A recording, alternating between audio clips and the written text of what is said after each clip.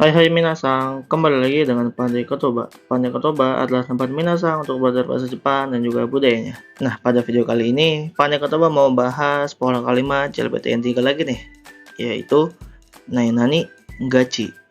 Nah, kira-kira apa sih arti dari pola kalimat ini? Yuk mari kita simak video ini sampai habis. Oke, fungsi dari tata bahasa ini adalah digunakan untuk menyatakan hal-hal yang cenderung sering terjadi. Biasanya sih untuk yang negatif ya, dan berkaitan dengan kebiasaan manusia.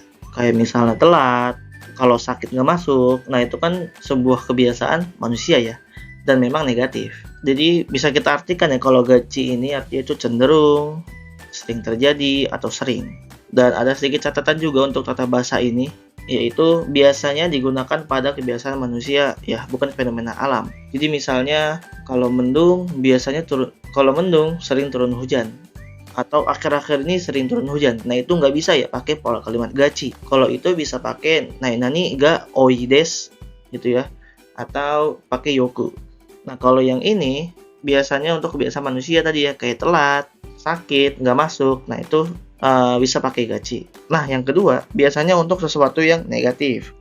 Ya jadi untuk hal-hal yang negatif aja itu lebih shizeng digunakan dibanding kita pakai hal yang positif di pola gachi ini.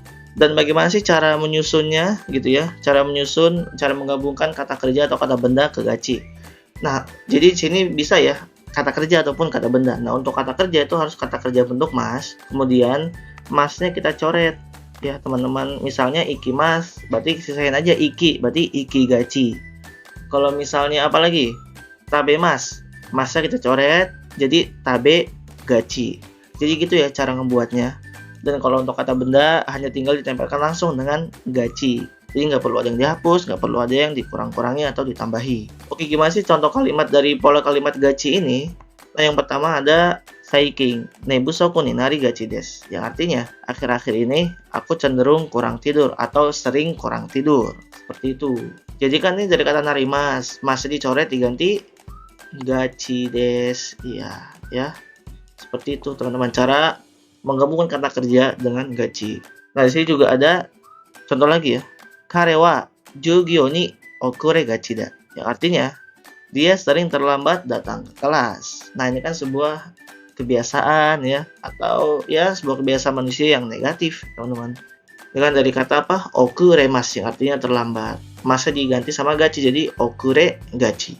Oke, ke contoh kalimat selanjutnya. Saikin skoshi bempi gachida, yang artinya akhir-akhir ini aku sering sembelit. Nah, bempi ini kan artinya sembelit ya. Bempi sendiri tuh kata benda teman-teman ya.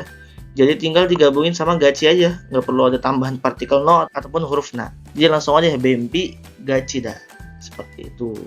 Oke, setelah tadi kita sudah menyimak bagaimana cara membuat kalimatnya dan juga beberapa contoh-contoh kalimat dari pola gachi, sekarang kita masuk ke kesimpulan. Jadi kesimpulan untuk pola gachi ini, dia itu digunakan untuk menyatakan suatu kebiasaan atau kecenderungan yang terjadi berdasarkan kebiasaan manusia nih teman-teman. Jadi kalau misalnya fenomena alam gitu ya, itu nggak bisa pakai gachi. Pakainya nani ga oi desu atau enggak yoku. Seperti itu. Nah, sebelum kita akhiri videonya, di sini ada kalimat yang harus minasang terjemahi ke bahasa Indonesia. Jadi, kalimat ini kalau kamu nggak tahu kanjinya, cara bacanya adalah Fuyu wa kaze o hikigachi desu. Nah, buat yang tahu artinya, jangan lupa jawab di kolom komentar ya.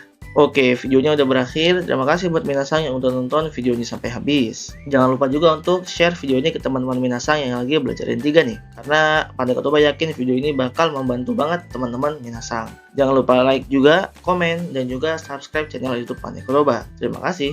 Ja, mata nih. Bye-bye.